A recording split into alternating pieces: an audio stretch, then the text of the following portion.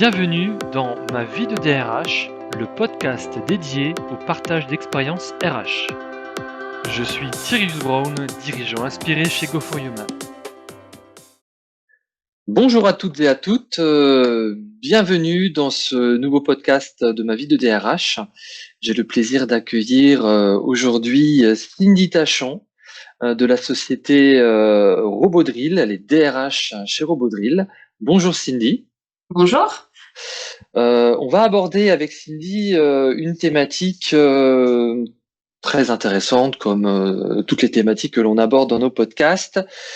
Comment être aligné dans sa mission RH? Cindy, est-ce que tu peux te présenter rapidement? Oui, bien sûr, Thierry.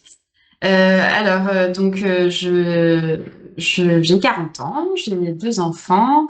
Je suis donc responsable des ressources humaines pour l'entreprise Robodrill, une entreprise qui conçoit et fabrique des engins de foration souterraine pour des chantiers situés un petit peu partout dans le monde.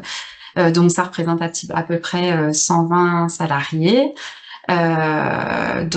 Principalement en région lyonnaise, pour la moitié on va dire en région lyonnaise et l'autre moitié effectue le service sur chantier. Donc je fais ça depuis 13 ans et puis à la base j'étais pas du tout dans ce domaine d'activité-là, mais je me suis vraiment découvert une passion pour les relations humaines. Voilà, l'envie de créer du lien entre les gens et voilà, j'ai saisi cette opportunité que le PDG de l'entreprise Robodrill m'a proposée à l'époque. Et j'ai appris énormément de choses, donc voilà pour le petit résumé me concernant. Parfait. Et ce qui est intéressant, c'est que déjà dans ton introduction, il y a un côté humain. D'habitude, on parle de son parcours professionnel, mais toi, tu nous dis ton âge, le nombre d'enfants, et donc on voit déjà qu'il y a un ADN vraiment orienté orienté relations humaines. Oui. Donc ça, c'est déjà très intéressant. Rien que dans ta présentation, ça se ressent déjà. Dis-nous un petit peu plus. Qu'est-ce que c'est que d'être aligné dans sa mission RH? Qu'est-ce que ça veut dire, ça? Alors, être aligné dans sa mission RH, finalement, ça pourrait l'être aussi pour tout un tas d'autres postes, je pense. Être aligné, on est avant tout des êtres humains. C'est vrai qu'on est des salariés, ouvriers, cadres, peu importe. On est des êtres humains avec chacun sa propre personnalité, son histoire et ses valeurs. Donc pour moi, être aligné dans ma fonction RH, c'est pouvoir un maximum respecter qui je suis, ce en quoi je crois. Moi, je crois beaucoup que quand on est bienveillant, quand on est de base, on a de la gentillesse et le sens de l'écoute et qu'on a vraiment envie d'être dans un esprit de solidarité. Dans ce poste, en fait, on va tous vers la même direction, hein. Dans une entreprise, on veut assurer la bonne marge de l'entreprise, on veut que ça se passe bien. Donc pour moi, dans ma mission RH, être aligné donc aux valeurs de bienveillance, solidarité, gentillesse, c'est assurer du coup cette bonne marche. Voilà. Donc je fais de mon mieux pour assurer mes missions dans ce cadre-là. Voilà. Ouais, des valeurs profondément humaines que tu portes. Et tu disais tout à l'heure, on est tous des êtres humains. Oui. Mais tu vois, on est dans une société où on parle d'intelligence artificielle, de robots, Oui. d'automatisation, et en même temps, ce besoin profond de retrouver au fait des valeurs humaines. Oui. On a l'impression que de plus en plus ça émerge aussi en parallèle Oui. d'un monde qui devient de moins en moins humain et plus robotique. Donc c'est très Oui. très curieux d'observer ça. Oui, c'est vrai. Quelles sont les difficultés pour toi quelles sont les difficultés que tu rencontres pour garder cet alignement, pour que des RH soient alignés? Voilà, quelles sont les difficultés qu'on peut rencontrer? Les difficultés, je dirais, c'est justement déjà dans un premier temps, c'est peut-être donner trop de sa personne dans une situation, enfin en tout cas peut-être s'impliquer personnellement, enfin donc, toujours dans cet esprit, on est tous des êtres humains. Moi, je suis quelqu'un de d'assez sensible en fait, et du coup, c'est vrai que des fois, je me retrouvais dans une situation avec un salarié en difficulté où il aura un souci et je vais vraiment avoir envie de mettre du cœur en fait à l'aider. Et ça peut me toucher, ça, en fait. C'est peut-être ce recul entre voilà, la gestion de cette situation, moi qui je suis, donc en tant qu'être humain et pas casquette RH, qui peut être parfois un peu difficile. Ça peut être aussi dans la prise de décision, parce que quand on est RH, il faut également s'aligner sur la stratégie d'entreprise. Et il peut y avoir parfois des décisions qui peuvent être lourdes à porter, toujours sur ce côté humain. Et puis, en général, j'essaie quand même de gérer du mieux que je peux en maintenant la communication, en restant dans cette ligne de conduite de la bienveillance, de l'écoute, pour faire en sorte que tout se passe pour le mieux d'un côté comme de l'autre. Dans le but toujours d'assurer la bonne marche de l'entreprise, de notre entreprise à tous, quoi. Voilà. C'est un vrai travail de funambule, hein, entre, Oui, entre l'humain qui est en nous, les obligations ou les contraintes de oui. l'environnement, de l'entreprise. Des fois, il y a même des contraintes extérieures, hein, à l'entreprise. Comment tu gères ça? Comment tu arrives à trouver cet équilibre? À trouver cet équilibre, c'est pas toujours évident. C'est vrai que j'ai eu des moments assez difficiles, notamment, voilà, on vit dans une époque où, par exemple, le recrutement, c'est assez compliqué et quand en face, on a des machines à sortir, mais un manque de personnel et en face des clients qui attendent, c'est vrai on se met un peu la pression, et on a du mal à déconnecter. C'est vrai que pour ma part, euh, je dirais que j'ai cette difficulté-là de ne pas réussir peut-être parfois enfin, en tout cas par le passé, maintenant, voilà, j'ai un peu plus travaillé là-dessus, mais ouais, de pouvoir un peu confondre, enfin tout mélanger, quoi, mon statut de salarié déjà, de responsable des ressources humaines et d'être humain en fait. Je me suis mis beaucoup la pression pour assurer, puisque malgré tout, voilà, les machines qui sortent pas. Elles peuvent pas être envoyées sur chantier, ça se fait pas. On parle de centaines de milliers d'euros, et derrière il y a quand même 120 familles à nourrir. En tout cas, mon patron qui s'est déjà lui démené pour avoir les contrats, il faut que derrière on assure pour les mener à bien, quoi.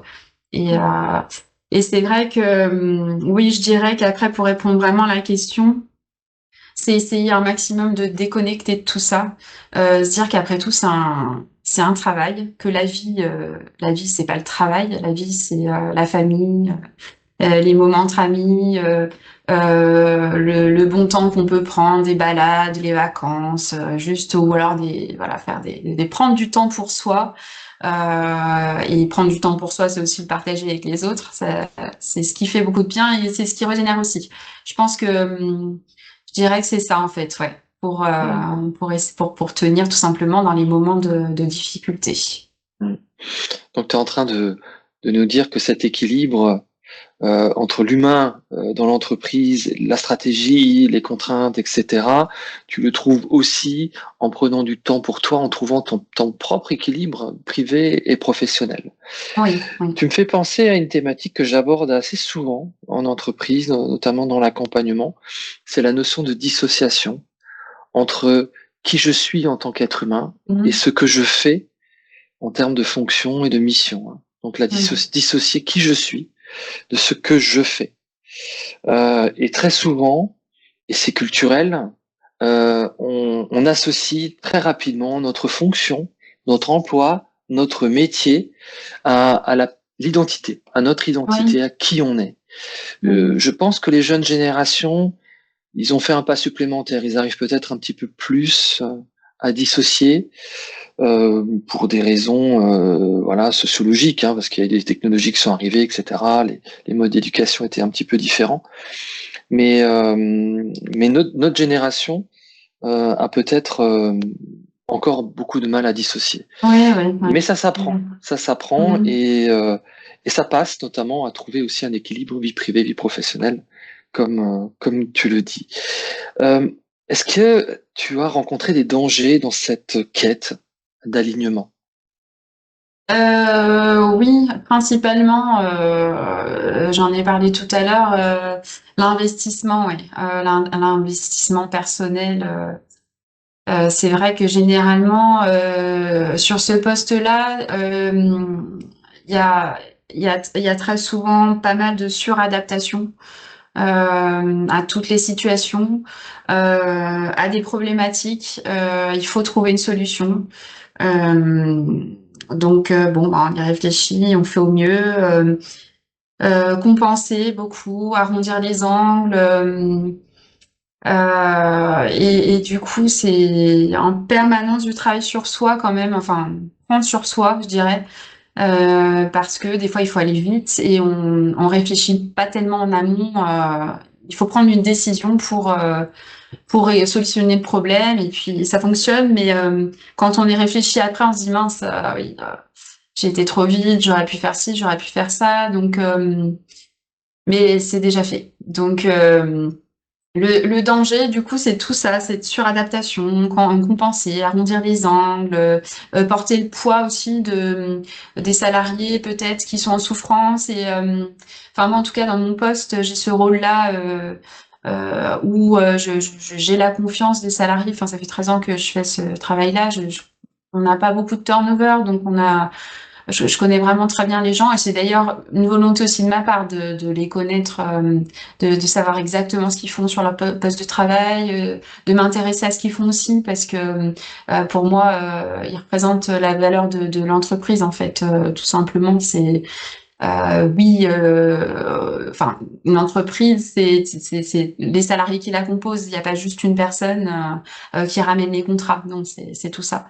Et du coup, ma façon de les valoriser aussi, de dire bah oui, c'est peut-être le petit peintre là qui peint la machine, qui est dans le coin de l'atelier, qu'on voit pas souvent, qui dit jamais rien. Bah, j'essaie d'aller le voir, discuter avec lui, mais du coup, oui, ça crée du lien, mais c'est aussi du coup se mettre dans une situation où il va peut-être se confier, me parler de ses difficultés personnelles, et je vais prendre des choses à cœur.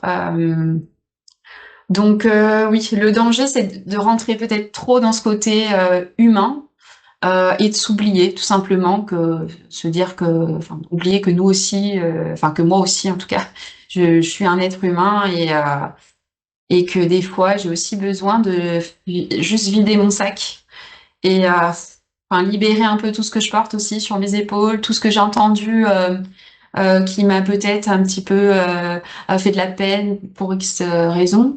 Ou il y a aussi des choses qui peuvent me mettre en colère, parce qu'on sait quand on est RH, on peut mettre en place des choses et puis avoir cette impression que c'est jamais assez. Alors que bah, on aura quand même fait quelque chose de sympa et on aura pensé que c'était une bonne idée et que enfin, que ça va plaire à tout le monde. Et c'est pas le cas, donc il peut y avoir aussi un peu de déception par rapport à ça. Et je dirais, oui, il faut vraiment réussir à prendre le recul nécessaire pour se dire, ben non, en fait, ce que j'ai fait, c'est bien. Ben, lui, un tel, il est pas vraiment ravi de ce que j'ai fait, mais en fait, objectivement parlant, si c'est cool et je vais pas le laisser descendre davantage. Voilà, c'est vraiment faire la coupure, quoi. Donc, je dirais que voilà. J'espère que j'étais assez claire. Oui, très très clair. Mais quand je t'écoute, Oui, j'ai l'impression que mettre de l'humanité comme tu le fais dans ta mission RH, créer cet alignement en fait entre ce que tu fais, qui tu es et tes valeurs, ça demande de l'énergie physique en termes de temps, parce que tu donnes du temps aux gens, tu vas les voir, tu vas oui, discuter avec eux, mais on oublie aussi l'énergie émotionnelle oui, et toutes ces deux énergies peuvent aussi conduire à un épuisement. oui. Oui, je vais ça. Oui, ça m'est arrivé il y a quelque temps, oui, en effet, j'ai eu besoin d'un peu de temps pour moi, Ouais. pour reprendre le dessus. Enfin, l'épuisement, tout, c'était moral, mental, enfin, psychologique, physique. J'ai eu un moment où je ne pouvais plus rien faire, c'est vrai. Mais parce que il y a aussi, quoi qu'on en dise, je pense c'est après Covid où il y a eu un moment, en fait, on a tous été privés de nos libertés. Il y avait que le travail. On s'est dit, ben mince, en fait, c'est vrai qu'on s'est pas rendu compte à quel point juste des tout petits moments entre amis ou en famille, c'était la liberté et c'était super cool. Et c'était à ce moment-là, en fait, où je rechargeais mes batteries, enfin, sans le savoir, par exemple. Euh, et c'est vrai qu'à partir de là, je pense que c'est vraiment là où je me suis dit non, euh, le côté humain, il faut vraiment que je garde ça en fait. On est des êtres humains, on a tous des difficultés dans la vie, on a le besoin d'exister tout simplement et j'ai envie de garder ça. Ce que je disais tout à l'heure, oui, il y a des cadres, il y a un DAF, il y a un responsable des opérations qui ont des responsabilités. Mais on a aussi voilà, ce petit gars au fond de l'atelier qui va monter la machine ou qu'on voit pas beaucoup, qui est assez discret et qui participe au fonctionnement de l'entreprise et à sa réussite. Et moi, ma volonté, c'est vraiment de valoriser tout ça, valoriser tout le monde, quel qu'il soit, parce que si on est bien au travail, on est bien dans sa vie perso et enfin, pour moi, je trouve que ça fait vraiment l'équilibre. Mhm. En t'écoutant, il y a une chose qui me vient à l'esprit. La fonction RH dans sa globalité, hein, euh, c'est un métier qui aujourd'hui est très exigeant parce qu'il y a plein de thématiques à traiter. Hein. La fonction RH est très vaste. Hein. Mhm. On a de la paye, on a du juridique, voilà, il y a plein de choses qui tournent autour et plus on avance et plus on digitalise et plus il y a encore des choses qui se rajoutent. Donc déjà ça prend beaucoup d'énergie. On a tout ce qui est gestion de la relation humaine, gestion des émotions et on Mhm. se rend compte que ce métier RH, c'est un métier qui devient ou qui est déjà extrêmement exigeant. Et qui peut peut-être mettre en danger aussi certaines personnes, hein, parce que à force de s'investir comme ça, corps et âme, on peut aller vers des situations de burn-out, hein, d'épuisement Mhm. professionnel.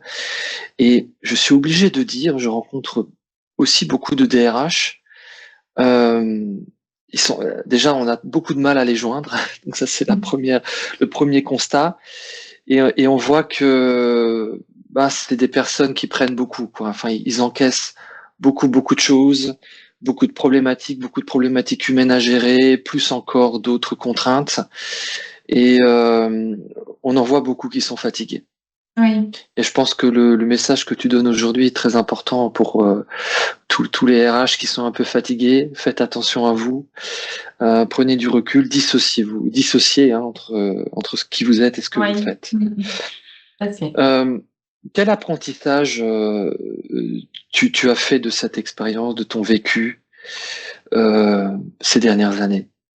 Ces dernières années, alors d'une part, comme je disais lors de la présentation, je n'ai pas de diplôme en ressources humaines.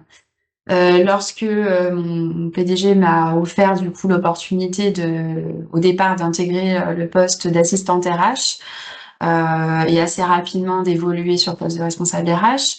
Il m'a aussi proposé du coup de faire une formation, mais bon, c'était une formation de quelques jours en fait. C'était vraiment plutôt, je crois que c'était une dizaine de jours sur de l'information, sur des thématiques, embaucher un salarié, donc les procédures c'est classique, la formation comment ça fonctionne, les tableaux de bord RH et rapidement, alors je me rappelle plus exactement le quatrième thème, hein, mais c'était vraiment assez vague.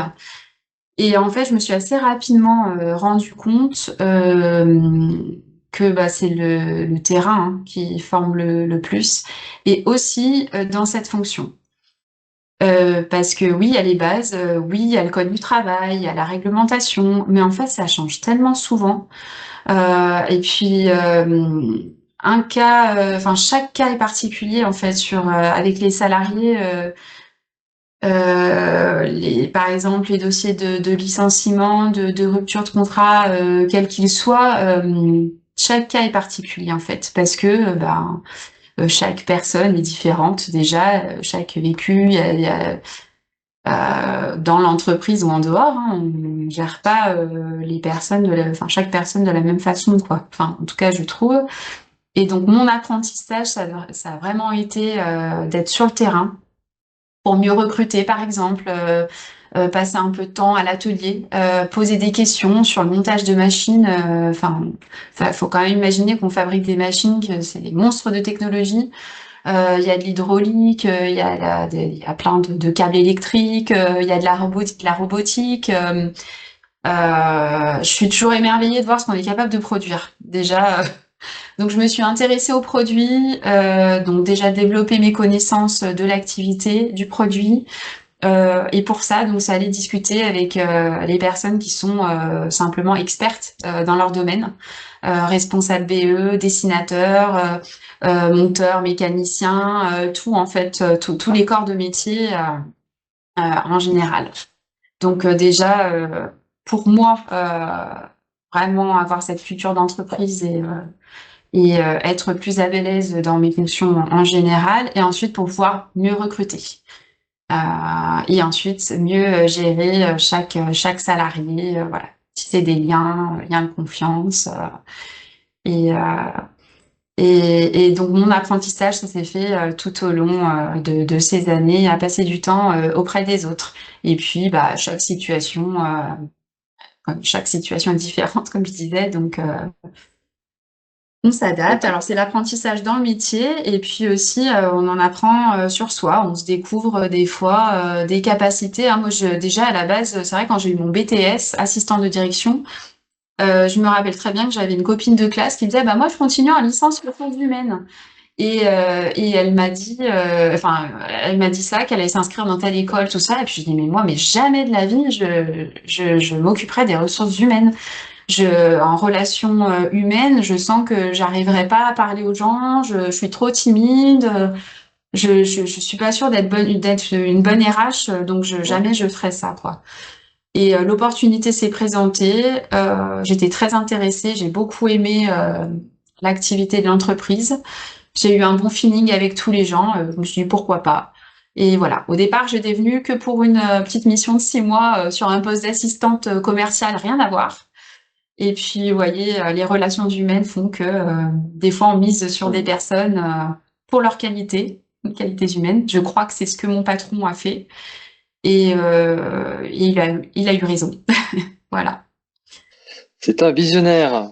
C'est parfait. Oui, oui, oui, je crois que je le remercierai jamais assez pour cette opportunité là. J'ai rencontré vraiment des gens attachants, passionnants, des métiers, des corps de métier aussi passionnants et j'ai beaucoup appris toutes ces années. Oui, avec beaucoup d'investissement, parfois un peu trop personnel, mais avec le temps et l'âge qui passe aussi, l'expérience, on apprend justement à dissocier un petit peu plus la vie perso de la vie pro et peut-être un petit peu moins s'investir personnellement.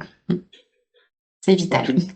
tu nous as partagé une vraie montée en compétence, une expérience terrain. Et en t'écoutant, je me suis dit, je pense que dans les formations RH, hein, bachelor, master RH, on prépare pas assez les jeunes RH à la gestion de la relation humaine. Et certainement, on les prépare pas assez à la gestion de leurs émotions et la gestion de cet alignement entre qui ils Oui, sont et ce qu'ils font. oui, Ça manque un peu. Il y a beaucoup de théories, on est préparé sur plein de choses, mais cette partie-là on le voit, hein, qui est essentielle, qui s'apprend sur le terrain, en contact avec les autres, Ah oui, je oui. pense que c'est trop peu abordé dans les formations. C'est vrai, c'est de plus en plus, enfin, je trouve que oui, plus on avance dans le temps et plus ce sont des besoins qui émergent. Et, enfin, on peut voir sur LinkedIn, par exemple, il y a beaucoup d'articles qui sortent. Il y a beaucoup de partage d'expériences sur ce thème-là, en effet, oui. Alors on arrive vers la fin de notre podcast, j'aimerais te poser une dernière question.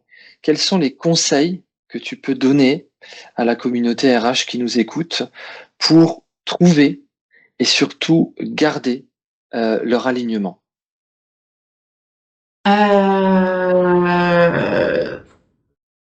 Garder son alignement, bon déjà, je dirais oui, être soi-même, c'est important. Quand on est RH, il faut être vrai avec les gens. Enfin, je trouve que c'est assez important voilà, c'est un métier de relations humaines en fait, de contact, de terrain, donc c'est important.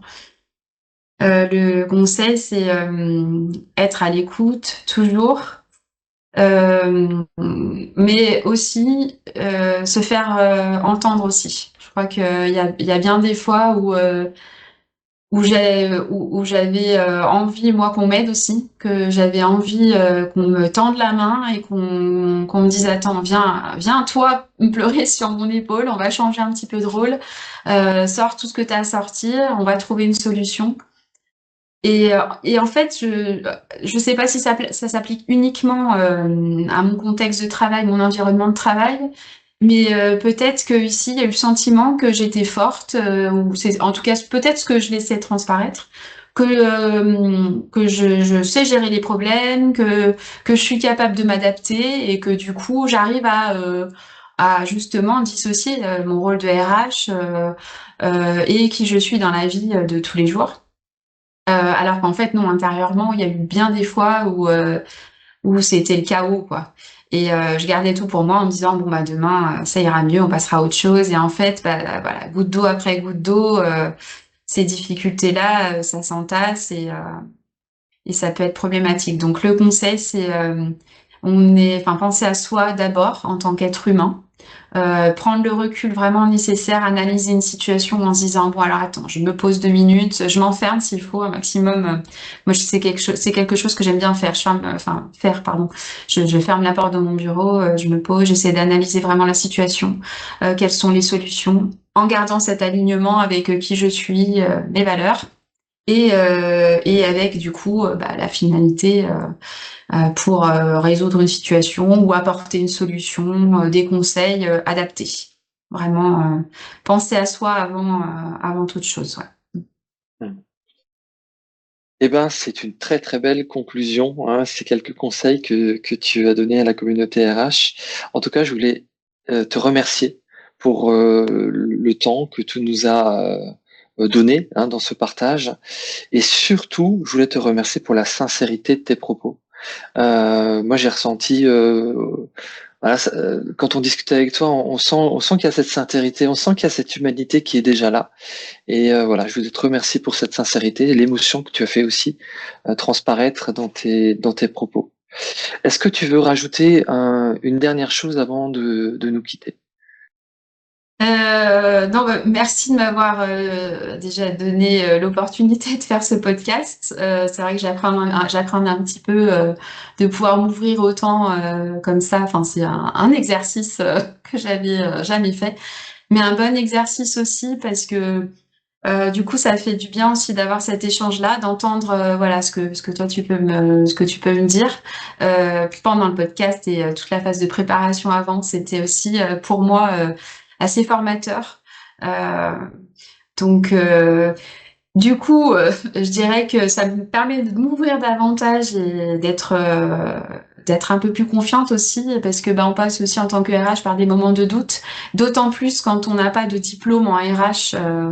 On peut se dire, oh là là, mais comment ça se fait que je suis arrivée là, j'arrive pas à faire ci, j'arrive pas à faire ça, alors qu'en fait, en prenant ce recul-là dont je parlais tout à l'heure, j'ai réussi à faire des tas d'autres choses.